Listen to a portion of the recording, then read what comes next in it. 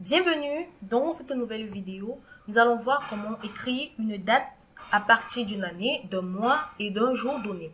Alors pour cela, on va écrire cette date en partie de la fonction de date. Donc on va d'abord comprendre comment Excel décrit cette fonction. Donc on va aller dans la boîte de dialogue, insérer une fonction et on va comprendre, définir la fonction de date. Alors, Excel décrit la fonction date comme une fonction qui renvoie un numéro qui représente la date dans le code de date et d'heure de Microsoft Excel. Comme argument, on a année, jour et mois. Alors, l'argument année est tout simplement représente le nombre compris entre 1900 et 19 999 en fonction du calendrier du classeur et 19 999. La fonction mois représente un mois compris entre 1 et 12 représentant le mois de l'année et le jour représente tout simplement un nombre compris entre 1 et 31 représentant les jours du mois.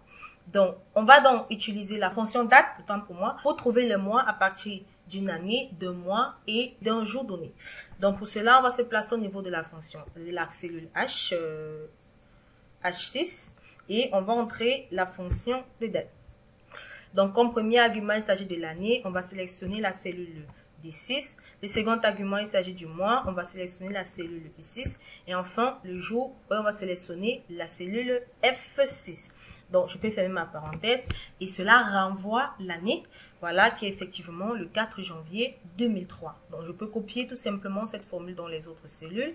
Et cela va renvoyer les différentes années pour chaque cellule. Voilà, on a ici le 3 janvier 1901, voilà, et là, le 4 janvier 2003, le 4 janvier 2003, le 2 janvier 1901. Donc, voilà en quelque sorte comment mettre, en fait, rassembler ou encore écrire une date à partir d'un mois, d'une année et d'un jour de la semaine. On peut également entrer le numéro de série pour ce mois.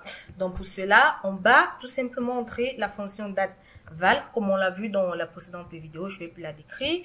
On met notre argument pour entrer la valeur. Ici, il s'agit du 4 janvier 2003. Donc du 4 janvier 2003. Je peux tout simplement fermer ma parenthèse. J'ai oublié l'astérisque. Fermer. Non. Je vais mettre tout simplement fermer les guillemets. Je clique sur Entrée et cela renvoie tout simplement le numéro de série pour le 4 janvier 2003. Donc voilà, j'espère que vous avez aimé la vidéo. Nous allons nous retrouver très prochainement dans une nouvelle vidéo.